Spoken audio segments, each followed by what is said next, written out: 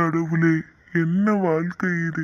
இவ்வளோ பெரிய வீட்டில் என்னால் கொஞ்ச நேரம் கூட நிம்மதியாக இருக்க முடியல. எனக்கு ஏன் இந்த தனிமை? எனக்கு ஏன் இப்படி நீ சோதிக்கிற கடவுளே?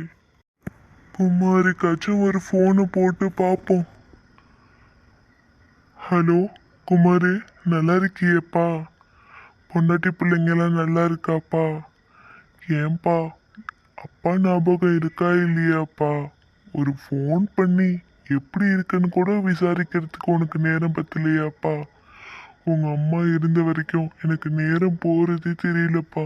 இப்போ நான் ரொம்ப தனிமையா உணர்றேன். தயவு செஞ்சு என்னை வந்து பாருங்கப்பா. கட் பண்ணிட்டானா? பேசுறது எதுவுமே கேட்கலையே. வாழ்ற காலத்துல இந்த பிள்ளைங்களுக்காக நான் எவ்வளோ கஷ்டப்பட்டு பணங்காசெல்லாம் சேர்த்து வச்சேன்.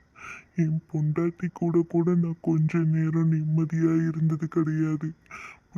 பிள்ளைங்கன்னு நான் அவ்வளோ கஷ்டப்பட்டேனே. ஆனா இப்போ அந்த பிள்ளைங்க நான் இருக்கனா இல்லையான்னு கூட பார்க்க மாட்டேதுங்களே. கடவுளே, என்ன வாழ்க்கை இது!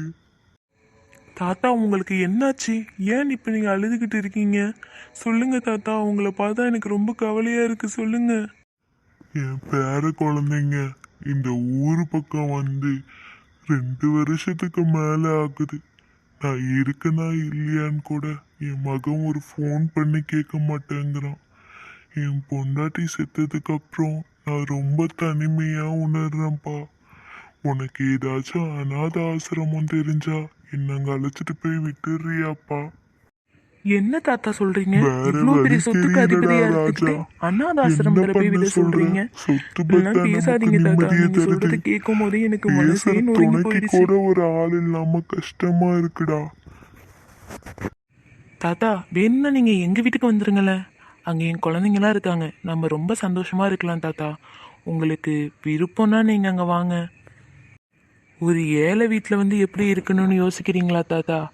நீங்கள் கேட்குற வசதி அங்கே இருக்காது, ஆனால் ரொம்ப நிம்மதியாக சந்தோஷமாக இருக்கும். உங்களுக்கு விருப்பம்னா நீங்கள் என் கூட வாங்க. காசு பணம் என்னடா காசு பணம்?